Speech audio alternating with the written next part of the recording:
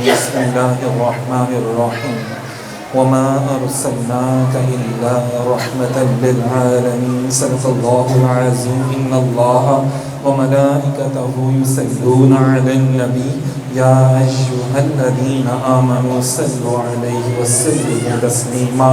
محبت سے پڑھیے گا صلاۃ والسلام علیک یا سیدی یا رسول اللہ وعلى آلك وأصحابك يا حبيب الله يا رحمة للعالمين يا خاتم النبيين يا شفيع المذنبين يا خاتم النبيين. سامعین محترم، میرے اور آپ کے کریم آقا لجپال آقا خاتم النبیین آقا شفیع المذنبین آقا کریم صلی اللہ علیہ وآلہ وسلم کی ولادت کا مہینہ ہے. بڑی پیاری ساعتیں ہیں، بڑے پیارے لمحات ہیں، بڑی بابرکت معاملات ہیں. اللہ رب العزت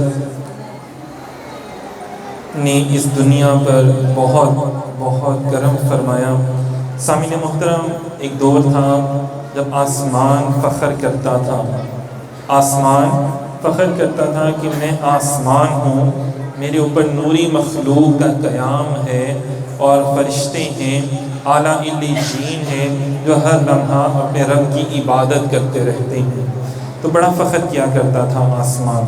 تو جب کریم آقا لجپال آقا صلی اللہ علیہ وسلم کے قدم مبارک کو چوما، بوسہ دیا زمین نے، تو اس دن کے بعد زمین فخر کرنے لگی کہ ہاں اب میرے اوپر کریم آقا رحمت للعالمین ہے، میرے اوپر خاتم الانبیاء ہیں، سید الانبیاء ہیں جو تمام کائنات سے افضل ہیں. اب بولو کہ میرا مقام تم سے زیادہ ہوا کہ نہیں. تو یہ دیکھیں کتنا بڑا مقام ہے کہ جس کے بعد زمین بھی فخر کرنا شروع ہو گئی. سامعین محترم، نبی کریم علیہ السلام جس رات آپ کی ولادت باسعادت ہوئی، ظاہری طور پر اس ظاہری دنیا میں آپ تشریف لے کر آئے، تو اس رات کچھ واقعات بھی نمودار ہوئے، کچھ واقعات بھی ہوئے. تو آئیے ان واقعات کا تھوڑا سا ذکر کرتے ہیں، مختصر ذکر کرتے ہیں. ویسے تو بہت زیادہ واقعات ہوئے، اور یہ خاص کر ان لوگوں کے لیے جو کہتے ہیں کہ یار کیوں تم میلاد مناتے ہو. تو اللہ نے کیسے کیسے میلاد منایا، کیسے کیسے چرچا کیا. وَأَمَّا بِنِعْمَةِ رَبِّكَ وَحَدِّثْ. ہمیں تو اللہ کا حکم ہے کہ اللہ کی نعمتوں کا خوب چرچا کرو. سامعین محترم، ایک ہستی کا صدقہ اللہ نے تمام نعمتیں اللہ پاک نے ہمیں عطا فرمائی ہیں. تو ہم کیا کرتے ہیں، باری باری ہر نعمت کا ذکر کرنے کی بجائے کہتے ہیں کہ اللہ کا شکر اس نے ہمیں تمام نعمتیں عطا فرمائیں. تو ہم یہ کہنے کی بجائے ہم درود و سلام پڑھ لیتے ہیں کہ درود حضور کا صدقہ اللہ نے تمام نعمتوں سے ہمیں نوازا، ہمیں عطا کیا. حضرت عبد المطلب نبی پاک صلی اللہ علیہ وسلم کے دادا جان کیا فرماتے ہیں کہ اس رات صبح کے وقت دنیا بھر کے بت سرنگوں ہو گئے. سرنگوں کیا کہتے ہیں، مطلب پڑے ہوئے تھے نیچے گر گئے، اوندے منہ نیچے گئے، مطلب منہ کے بل نیچے گر گئے. سامعین محترم، ابن اساکر نے روایت کی ہے کہ ورقہ بن نوفل، زید بن عمرو اور عبید اللہ بن حجش بت خانے میں تھے. تو کیا دیکھتے ہیں کہ اچانک ہی ان کے جو بت تھے وہ سارے کے سارے جو خانہ کعبہ کے اندر پہلے 360 بت پڑے ہوئے تھے اور وہ لوگ بت پرستی کیا کرتے تھے. تو کیا ہوا کہ وہ بت جو تھے وہ سارے کے سارے نیچے گر گئے. ایک بات ذہن میں رکھیے گا کہ مکے کے جو لوگ تھے وہ بت پرستی کرتے تھے، اور مدینہ پاک میں جو لوگ تھے ان میں بت پرست بھی شامل تھے، عیسائی بھی شامل تھے اور یہودی بھی شامل تھے. صحیح ہے. تو یہاں پہ ابھی بات ہو رہی ہے، نبی کریم علیہ السلام مکے میں آپ کی ولادت باسعادت ہوئی. لا اقسم بہذا البلد، محبوب آپ کے پیارے شہر کی قسم. اندازہ کریں کیوں، وانت حل بہذا البلد، کیونکہ محبوب آپ اس کی گلیوں میں چلتے ہیں. حالانکہ وہاں پہ خانہ کعبہ بھی ہے، اس شہر میں انبیاء اکرام تشریف لے کر آئے، ان کے مزارات بھی ہیں، لیکن اللہ کو کوئی چیز آپ میں نہ بھائی، بلکہ بھایا تو کیا بھایا، پسند آیا تو کیا پسند آیا، محبوب کا چلنا پسند آیا. وَأَنْتَ حِلٌّ بِهَذَا الْبَلَدِ. سامعین محترم، مکے میں جو خانہ کعبہ کے اندر ان کے سرداروں نے اپنے اپنے قبیلے کے لحاظ سے جو انہوں نے وہاں پہ رکھے ہوئے تھے بت، وہ سب کے سب گر پڑے. انہوں نے دوبارہ اٹھا کے رکھے، پھر وہ گر پڑے نیچے. تو پھر انہوں نے سوچا کہ یار لگتا ہے کہ کوئی بڑا معاملہ ہوا ہے، کوئی بڑا معاملہ ہوا، کوئی غیر مرئی طاقت ہے اس کے پیچھے. سامعین محترم، جیسے ہی وہ یہ باتیں کر رہے تھے اور یہ سوچ رہے تھے تو اسی وقت ایک بت سے آواز آئی کہ یہ سب بت اس نومولود کی وجہ سے تباہی اور بربادی کے دہانے تک پہنچ گئے ہیں، جس نے اپنے نور کے ساتھ مشرق و مغرب تک زمین کی تمام راہوں کو بھر دیا ہے. مطلب وہ بت کے اندر سے آوازیں آنا شروع ہو گئیں کہ اب نبی آخر الزمان تشریف لے آئے ہیں، ان کا نور آ گیا ہے، جس کی وجہ سے اللہ نے مشرق و مغرب ہر شے کو نور سے بھر دیا ہے. ہر شے کو دیکھیں اللہ اپنے محبوب کا میلاد کیسے منا رہا ہے. الکبریٰ میں یہ روایت ہے، بڑی مشہور کتاب ہے حدیث کی جس میں روایات ہیں. تو اندازہ کریں، فرماتے ہیں اب اس بت کے اندر سے آواز آ رہی ہے، مطلب بتوں کو پتہ چل گیا حضور کی شان کیا ہے، آج کے انسانوں کو ابھی تک پتہ ہی نہیں چلا، وہ اسی میں لڑنے لگے ہوتے ہیں نہیں جی میلادی وہ تاریخیں تھے، اے تاریخیں، مطلب اندازہ کر لیں. اور بتوں کے منہ سے اللہ تعالیٰ نے نکلوا دیا، کیا نکلوا دیا کہ وہ تشریف لے آئے ہیں جن کے نور سے مشرق و مغرب تک ہر شے نور و نور ہو جانی ہے. کیوں کہ کفر پھیلا ہوا تھا نا وہاں پہ، بہت زیادہ شیطانیت تھی، بہت زیادہ جادوگروں کا راج تھا، بت پرستی جو تھے شیاطین سے وہ مدد لیتے تھے. سامعین محترم، تیسری روایت کیا ہے؟ حضرت اکرمہ رضی اللہ تعالیٰ عنہ سے ہے کہ ولادت نبوی صلی اللہ علیہ وسلم کی شب شیاطین کے لیے فضائے آسمان کی راہیں ختم کر دی گئیں، بند کر دی گئیں، اور شہاب ثاقب ان کو مارے جانے لگے. پہلے کیا ہوتا تھا کہ شیاطین جو جنات ہیں، جنات میں سے بھی شیاطین ہوتے ہیں، جنات میں نیک لوگ بھی ہوتے ہیں، برے لوگ بھی ہوتے ہیں، جیسے انسانوں میں اچھے اور برے ہوتے ہیں. تو جو شیاطین ہیں وہ جب جاتے تھے، فرشتے جو گفتگو کہہ رہے ہوتے تھے وہ نیچے آ کے جادوگروں کہانوں کو بتاتے تھے اور وہ آگے لوگوں کو بتاتے تھے، اور لوگ کہتے تھے یعنی بڑے پہنچے انہیں بابا جی، بڑے پہنچے انہیں بابا جی. اور وہ جو ان کو کفریہ باتیں سکھاتے تھے وہ پھر اس کے اوپر عمل کرتے تھے کہ بھائی ان کو تو ہماری ہر بات کا پتہ چل جاتا ہے. اب ہوتا کیا تھا کہ جنات آسمان پہ جاتے تھے، فرشتوں جو باتیں کر رہے ہوتے تھے وہ نیچے آ کے کہ بھائی اللہ تعالیٰ نے فلاں بندے کے لیے فلاں کام کا ارادہ کیا ہے، فلاں بندے کے لیے اللہ تعالیٰ نے فلاں چیز کا ارادہ کیا ہے کہ اللہ اس کو یہ عطا کرے گا. تو کیا ہوتا تھا کہ وہ پھر جنات سن لیتے تھے اور نیچے آ کے بتاتے تھے. جس رات میرے اور آپ کی کریم آقا لجپال آقا صلی اللہ علیہ وسلم کی تشریف آوری ہوئی، اسی رات کیا ہوا جب گئے جنات وہاں پہ شیاطین گئے تو ان کو فرشتوں نے شہاب ثاقب ان کو مارنا شروع کر دیا. مطلب آنکھ کے بڑے بڑے گولے تھے، کہیں پہ ستارے بھی آتے ہیں ٹوٹے ہوئے، اسی طرح ان کو مارنا شروع کیا.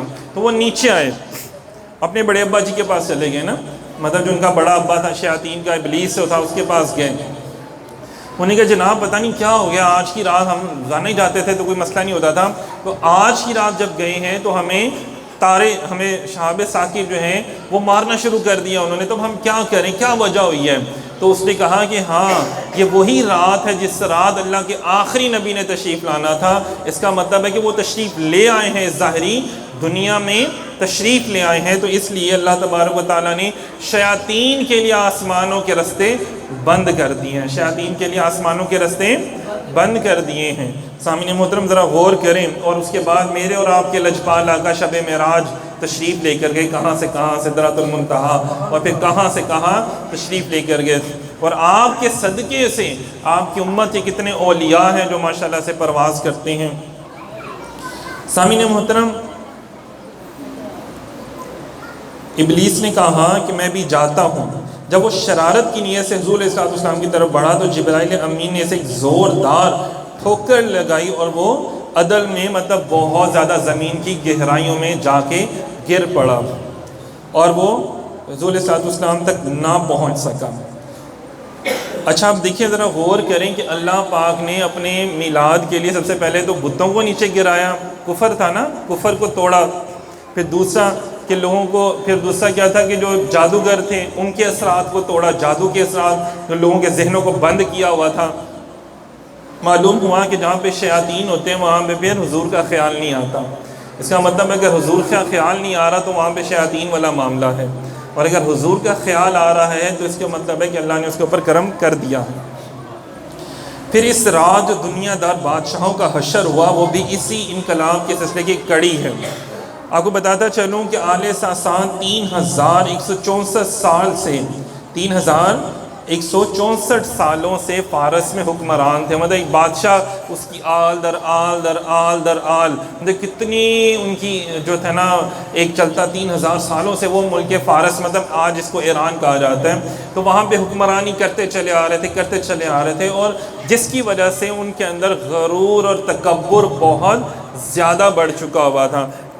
آج کسی کو نئی حکمرانی مل جائے تو وہ کسی کو سمجھتا نہیں ہے، اور جس کو اندازہ کریں 3000 سال جدی پشتی، کہتے ہیں نا کہ سونے کے چمچ لے کے پیدا ہوا، جدی پشتی امیر ہو، جدی پشتی بادشاہ ہو، تو وہ عوام کو کیا سمجھتے ہیں؟ غریب کو تو کچھ سمجھتے ہی نہیں ہیں، نہ ان کو پڑھنے لکھنے دیتے ہیں کہ نہیں یار یہ کہیں ہمارے سے اوپر نہ آ جائے اور ان کو حقیقت کا پتہ نہ چل جائے۔ تو یہ وہ دور تھا کہ جس میں امیر تر ہوتا چلا جا رہا تھا اور غریب سے غریب تر، بلکہ اس کو غریب ہی رہنے دیا جاتا تھا، صرف اس کو جو زندہ رہنے کے لیے اشد چیزیں ضرورت ہوتی تھی صرف وہ دی جاتی تھیں، ایکسٹرا کچھ نہیں دیا جاتا تھا، کہیں پہ وہ سوچنے نہ لگ پڑے کہ ہمارے حکمران ہمارے ساتھ کیا کر رہے ہیں۔ ذرا غور کریں، جو میں باتیں کر رہا ہوں وہ آج کے دور سے میچ نہیں کر رہی باتیں، کہ آج بھی دیکھیں کون سا حکمران آ رہا ہوتا ہے، باپ آیا، پھر بیٹا آیا، پھر اس کا پوتا آیا، بھائی اس نے کیا کیا یہاں پہ، اس کے اندر کوالٹی کیا ہے، اس کے اندر قابلیت کیا ہے؟ کچھ بھی قابلیت نہیں ہے، لیکن عوام کو صرف ایک خود خطا چل رہا ہے اور بنایا ہوا ہے۔ تو یہاں پہ دیکھیں نبی پاک صلی اللہ علیہ وسلم جب تشریف لے کر آئیں تو اللہ تعالیٰ نے اس نظام کی بھی دھجیاں اڑا دی، اس نظام کی بھی دھجیاں اڑا دی۔ وہ انشاءاللہ تعالیٰ آگے بھی ایک کلپ بنائیں گے کہ جس میں بتایا جائے گا کہ کتنے بادشاہ تھے جنہوں نے باقاعدہ خواب میں دیکھا اور انہوں نے خواب کی تعبیریں اپنے وزراء سے اور ایسے صاحب علم لوگوں کو بلایا اور ان سے پوچھا یار ہمارے خواب کی تعبیر بتاؤ اور خواب بھی بتاؤ، تو انہیں خواب بھی بتایا، اس کی تعبیر بھی بتائی، اور کیا تھی کہ جناب بادشاہت کا یہ ظالمانہ نظام جو ہے، کرپٹ نظام جو ہے، جو انسان کو غریب کو مار دیتا ہے اور امیر کو بڑا بنا دیتا ہے، اور کہتے ہیں ظالم کو زیادہ طاقتور بنا دیتا ہے، وہ نظام انشاءاللہ تعالیٰ اب ختم ہونے جا رہا ہے۔ تو بڑے حیران ہوئے یار ہماری تو 3000 سال سے حکومت چل رہی ہے، تو یہ کیسے ختم ہو سکتی ہے؟ تو وہاں پہ اس نے خواب دیکھا تھا، تو پھر اس نے کیا اس سے کہتے ہیں جو بادشاہ تھا اسی فارس کا ہی ایک بادشاہ تھا، اس نے خواب دیکھا تھا، تو اس نے کہا جناب 14 کنگرے اس کے کیا اس سے کہتے ہیں محل کے گر گئے ہیں، تو پتہ چلا کہ 14 آگے اور بادشاہ آئیں گے، اس کے بعد کوئی بادشاہ نہیں آئیں گے۔ انہوں نے کہا یہ 14 بادشاہ تو ابھی بڑی دیر ہے، تو وہ جو 14 بادشاہ آئے وہ حضرت عثمان غنی رضی اللہ تعالیٰ عنہ کی دور میں ساری کی ساری 14 پورے ہو گئے اور ان کی ساری بادشاہت جو تھی وہ ختم ہو گئی۔ سامعین محترم، کسرا ایران کا وسیع و عریض اور قلعہ نما محل تھا جو اپنی پائیداری اور مضبوطی کی وجہ سے بڑا مشہور تھا، اور وہ ایک ہیبت ناک آواز کے ساتھ پھٹ گیا، مطلب اس کی دیواروں میں دراڑیں آ گئیں، زلزلے آ گئے وہاں پر، کیونکہ یہ حکمران تھے نا، یہ خدا بنے بیٹھے ہوئے تھے، لوگ ان کو سجدہ کرتے تھے، باقاعدہ لوگ ان کو سجدہ کرتے تھے، تعظیمی سجدہ جسے کہتے ہیں، نہیں بلکہ وہ خدا سمجھ کے کرواتے تھے اپنے آپ کو کہ نہیں یار میں خدا ہوں، تم نعوذ باللہ معاذ اللہ تم مجھے سجدہ کرو، وہ اس طرح خدا بنے بیٹھے ہوئے تھے۔ تو اللہ تعالیٰ نے ایک زلزلہ قائم کیا اور اس کے بعد ان کی دیواریں جو تو محل کی تھی وہ ٹوٹ گئی، اس بات کی نشانی تھی کہ اب ظالم حکمرانوں کے ختم ہونے کا وقت آ چکا ہے۔ اسی کے ساتھ آتش کدہ فارس کا آگ جو 1000 سے کبھی نہیں بجھی تھی وہ ایک دم بجھ گئی، یہ آج بھی وہ آتش کدہ موجود ہے، لیکن اب اس آتش کدے کی جگہ وہاں پہ مسجد تعمیر ہو گئی ہوئی ہے، ماشاءاللہ مسلمان وہاں پہ نماز ادا کرتے ہیں۔ تو وہاں پہ انہوں نے بار بار جو تھا نا کیا اسے کہتے ہیں اس کو چلانے کی کوشش کی، دوبارہ آگ وہاں پہ چلنے کا نام ہی نہیں لے رہی تھی، حالانکہ 1000 سال سے وہاں پہ پراپر مسلسل آگ جل رہی تھی۔ تو یہاں سے معلوم ہوتا ہے کہ اللہ نے جو آگ تھی وہ ختم کی، جو ظلمت کے اندھیرے تھے ان کو ختم کیا۔ تو یہ میلاد نبی پاک صلی اللہ علیہ وسلم نے اس انداز سے بنایا کہ میرا محبوب آ گیا ہے، بس اب کسی کے اوپر ظلم نہیں ہونا۔ آپ دیکھ لیں نا ربیع الاول میں کیا ہوتا ہے، ربیع الاول میں سب کے دل جو ہے نا وہ سخی ہو جاتے ہیں، سارے ایک دوسرے کو بانٹنا شروع کر دیتے ہیں، کھلانا شروع کر دیتے ہیں۔ تو ہمیں تو یہ کہا گیا کہ جس سے ناراض ہو اس سے ناراضگیاں دور کر دو، جس کے تم نے پیسے دینے اس کے پیسے اس کو لوٹا دو، اپنے ماں باپ کی عزت کرو۔ آج ہم نے میلاد ہم نے اس انداز میں منانا ہے۔ ایک بڑا نعرہ مشہور ہوتا ہے نا، کون سا نعرہ ہے ایک کہ غلامی رسول میں، کاش کہ ہم یہ بھی کہیں کہ غلامی رسول میں نماز پڑھنا بھی قبول ہے، غلامی رسول میں دین کا علم حاصل کرنا بھی قبول ہے۔ کاش کہ ہم جب نعرہ لگائیں تو یہ بھی سوچیں کہ ہمارے یہاں پہ محفلوں کا نظام بھی بڑا درہم برہم ہو چکا ہوا ہے نا، کہ رات تو ساری جاگنا، 15-20 نعت خوان بلا لینا، رات ساری جاگنا اور صبح فجر کی نماز بھی نہیں پڑھنا۔ اور ان میں سے کتنے لوگ باوضو ہوتے ہیں، کتنے بے وضو ہوتے ہیں، کتنے لوگ ہیں جنہوں نے چہروں پہ سنت مصطفیٰ صلی اللہ علیہ وسلم سجائی ہوئی ہے، کتنے ہیں جو نعت اس لیے پڑھ رہے ہوتے ہیں کہ یار حضور کا دیدار عطا ہوگا، ورنہ تو کیا ہوتا ہے کہ جناب بس ہمیں نعت پڑھنی، ہم نے آگے بھی کہیں جانا ہے۔ بیان سننے کا ہم گوارہ ہی نہیں کرتے، بیان سننا ہماری محفلوں سے ختم ہو رہا ہے، تو اسی وجہ سے جہالت عام ہو رہی ہے۔ جب جہالت عام ہوگی تو ہم ایسے کرپٹ حکمرانوں کے نیچے لگے رہیں گے۔ اگر ہمیں پتہ چل جائے کہ زندگی گزارنے کا طریقہ کیا ہے اور میں خود بھی کچھ کر کے خود بن سکتا ہوں، نبی پاک صلی اللہ علیہ وسلم کی سنت کو ادا کر کے میں بھی کچھ ملک پاکستان کی خدمت کر سکتا ہوں، جیسے صحابہ کرام نے حضور صلی اللہ علیہ وسلم کی سنتوں پر اداؤں کو ادا کیا۔ ویسے نعرے نہیں لگاتے تھے، وہ عمل کرتے تھے سیدھا جا کر۔ صحابہ کرام سیدھا عمل کرتے تھے، وہ نعرے نہیں لگاتے تھے۔ وہ صحابہ کرام اس طرح ہر وقت جہاد کے لیے تیار رہتے تھے، وہ ہر وقت نیکی اور بھلائی کے کاموں میں آگے بڑھتے تھے، تیار رہتے تھے، مسلمان بھائی کی خدمت کرنے کے لیے تیار رہتے تھے۔ اور ہمارے یہاں پر کیا ہوتا ہے، ہم ایک دوسرے کے پاؤں کھینچ رہے ہوتے ہیں، ایک دوسرے کی ٹانگیں کھینچ رہے ہوتے ہیں، یہ میرے سے اوپر نہ جائے، یہ میرے سے اوپر کیوں چلا گیا۔ تو سامعین محترم یہ دیکھیں کہ اللہ رب العزت نے اپنے محبوب نبی پاک صلی اللہ علیہ وسلم کا میلاد کس انداز میں منایا، کہ جتنے بھی جو بڑے بڑے وڈیرے تھے ان سب کو اللہ تعالیٰ نے ان کو ایک دفعہ دکھا دیا کہ بھئی اب تمہاری یہ ساری سلطنتیں ختم ہونے والی ہیں، اب صرف اور صرف میرے محبوب کا ڈنکا بجے گا، ہر طرف لبیک یا رسول اللہ کی صدائیں آئیں گی۔ ہم بھی تھوڑی سی صدائیں لگائیں، لبیک لبیک لبیک یا رسول اللہ، لبیک لبیک لبیک یا رسول اللہ، لبیک رسول اللہ۔ تاجدار ختم نبوت زندہ باد، زندہ باد، زندہ باد۔ تاجدار ختم نبوت زندہ باد، زندہ باد، زندہ باد۔ تاجدار ختم نبوت زندہ باد، زندہ باد۔ سامعین محترم دعا کرتے ہیں اللہ رب العزت ہمیں بھی اچھے طریقے سے حضور صلی اللہ علیہ وسلم کا میلاد منانے کی توفیق عطا فرمائے، اور جو نہیں مناتے کم از کم اللہ ان کو ہدایت عطا فرما دیں، خود نہیں مناتے تو جو مناتے ہیں ان کو تو منانے دیں اچھے سے، محبت سے۔ اللہ رب العزت ہمیں میلاد منانے کے ساتھ ساتھ اپنے پیارے نبی کریم صلی اللہ علیہ وسلم کی سنتوں کو ادا کرنے کا، اور حضور کی اداؤں کو، سنتوں کو، حضور کے اوصاف حمیدہ کو دوسروں کو بھی بتانے کی توفیق عطا فرمائے۔ بہت شکریہ، جزاک اللہ۔